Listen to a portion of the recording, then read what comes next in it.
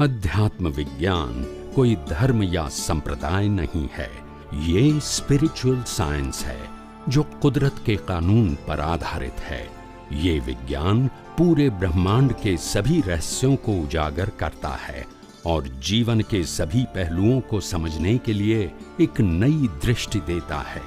इसी को art of vision कहते हैं, दुनिया को देखने की एक नई दृष्टि, जो अध्यात्म विज्ञानी परम पूज्य स्वामी श्री कमलेशानंद जी के निर्देशन में सनातन सत्य का अनुसंधान कर हमारे जीवन को प्रकाशित करे।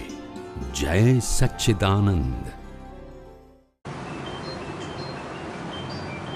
સૌથી વધારે ગરમી જો હોય તો આ સંસારની ગરમી છે। શેની છે?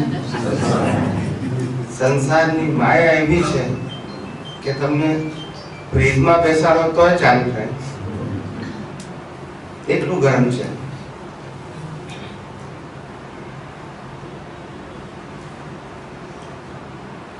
ઘણાને એવું લાગે કે આ મશીન આટલું બધું ગરમ કેમ રહેતું હશે, એનું કારણ શું છે, સાયન્ટિફિક રીઝન શું છે? તો કે છે કે આ મગજ છે ને એ સતત એક્ટિવ છે। કેવું છે? એક્ટિવ। કોઈ પણ મશીનરી સતત ચાલે એટલે ગરમ થાય, એનો સ્વભાવ છે। કોમ્પ્યુટર પર ચાલુ રાખો તો ગરમ થઈ જશે। એટલે એ તો પ્રકૃતિ ની અંદર જે મન વચન કાયા અને એની અંદર જે મન છે એ સતત એક્ટિવ રહે છે અને એના કારણે માણસ જે શાંતિ કે સ્થિરતા અનુભવવી જોઈએ એ અનુભવી શકતો નથી।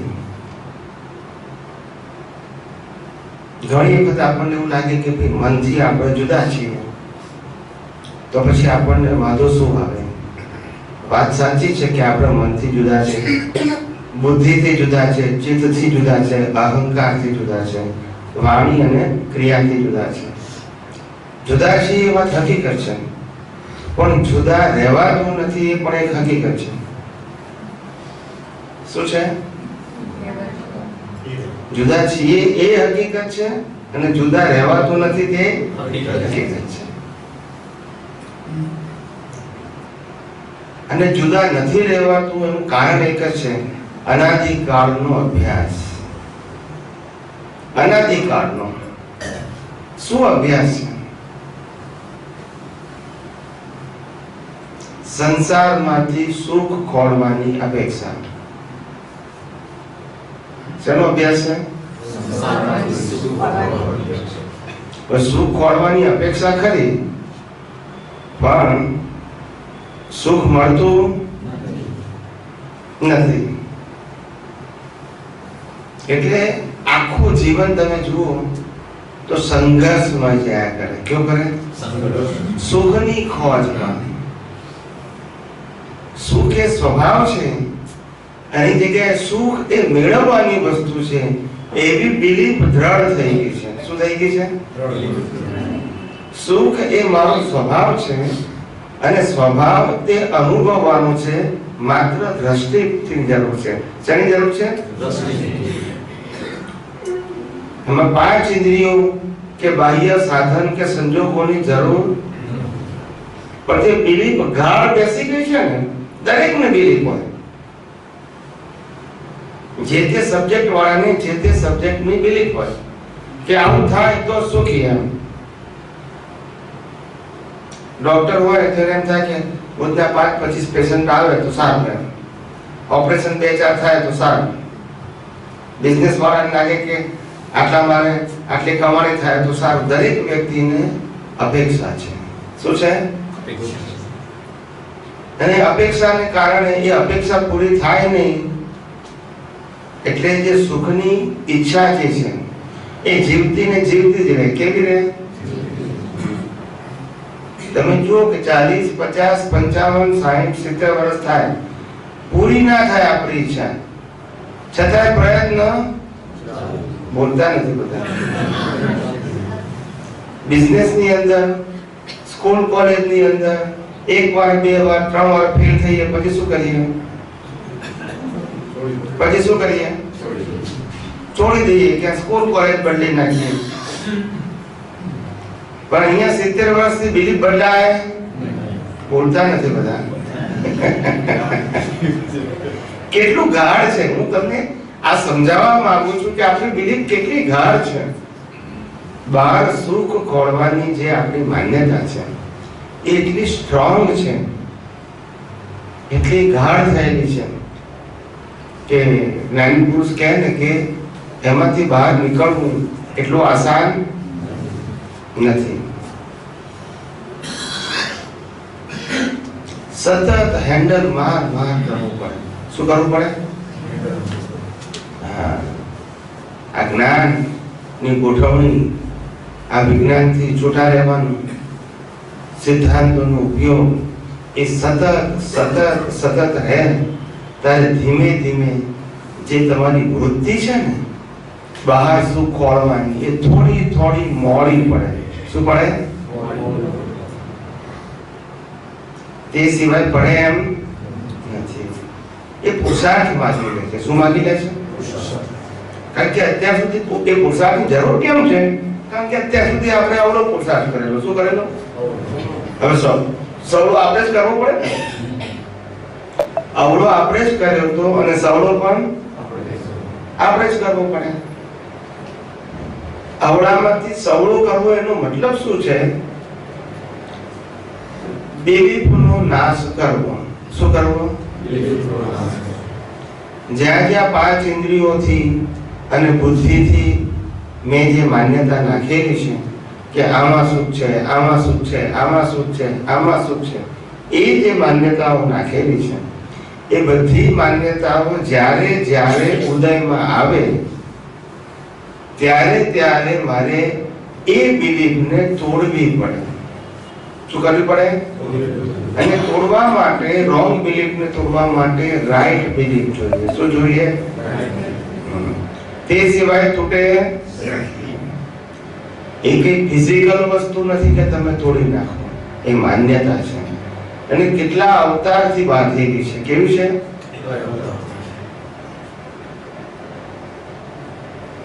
એટલે આપણી આ માન્યતા જે છે એ માન્યતા આપણા જીવનની અંદર આપણને હચમચાવે છે. નથી શાંત રહેવા દેતી, નથી સ્થિર રહેવા દેતી અને નથી સમાધાનની વૃત્તિ વાળી બનતી. અસમાધાન રહ્યા કરે. શું રહ્યા કરે? કારણ કે જીવન, આ કળિયુગના લોકોના જીવન એવા છે, સંઘર્ષમય જીવન. કેવા છે? જ્યાં સ્થિરતા કે શાંતિ હોય એવી લાઈફ જ લઈને આવ્યા છે. એમાં કોઈનો વાંક નથી. એવા જ કર્મના હિસાબો અને પોટલા બાંધીને આવ્યા છે. બરાબર ઠાસીને. કેવા? હજુ એક ઉકળતું હોય ત્યાં બીજા 2 આઈ ઉભા હોય, 2 ઉકળતા હોય તો 4 આઈ ઉભા હોય. એટલે આમ હાસ એવું તો થાય. તમે જુઓ અત્યારના માણસોની જે લાઈફસ્ટાઈલ જુઓ તમે, અને એટલો બધો એ માણસ પ્રવૃત્ત છે, એક્ટિવ, બહારની ક્રિયા કરવામાં એટલો બધો એક્ટિવ છે કે શાંત, સ્થિર, અંતર્મુખી થવું એ એના માટે અઘરું થઈ પડ્યું છે. શું થઈ પડ્યું છે?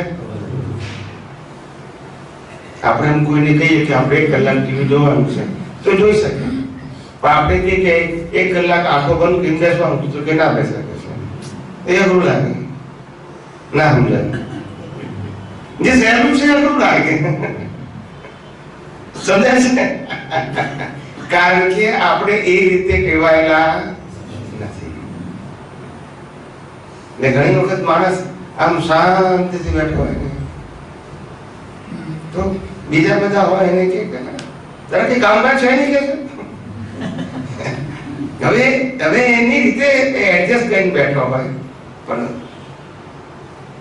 લોકોનો સ્વભાવ જ એવો એમ કે શાંતિ સ્થિરતા ત્યાં કાળમાં હોતી હશે એમ બધાને કઈ ને કઈ પ્રોબ્લેમ, મુશ્કેલીઓ, પ્રશ્નો જીવનમાં આયા જ કરતા હોય અને એ કન્ટિન્યુઅસ પ્રક્રિયા હોય. કેવી હોય? ક્યારેક આવે એવું ના હોય, કન્ટિન્યુઅસ પ્રક્રિયા હોય.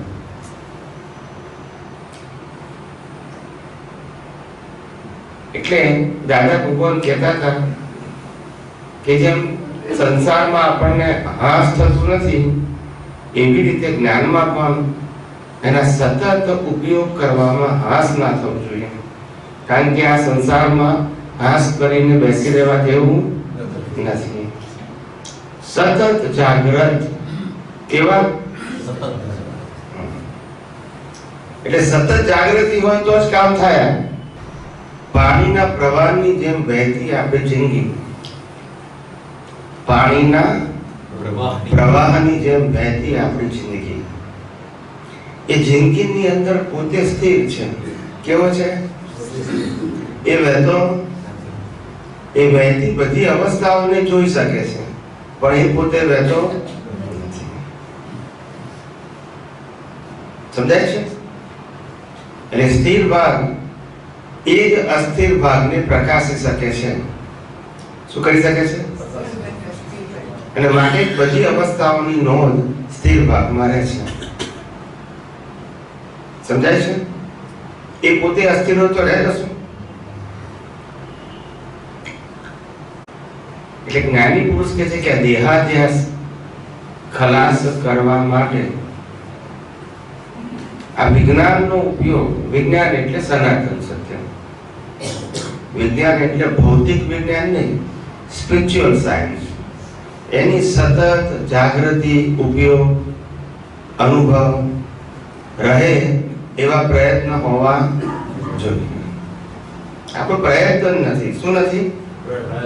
સત્સંગમાં આવે ત્યારે એમ લાગે કે આપણે આજ્ઞા પાડવી છે અથવા વિજ્ઞાનનો ઉપયોગ કરવો છે એવું રહે, પણ પછી પ્રેક્ટિકલ લાઈફમાં જતા રહે એટલે બધું ભૂલી જાય. એટલે કીધું ને અત્યારે આ કાળના જીવોમાં જે પ્રેશર છે, શું કીધું? કર્મના બંધનનું પ્રેશર એ જબરજસ્ત કામ કરે છે.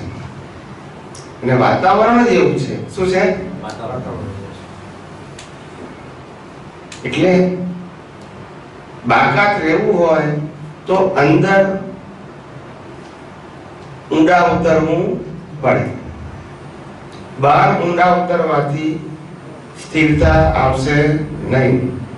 બહાર તો સંભાવે નિકાલ. સમજાય છે બધાને?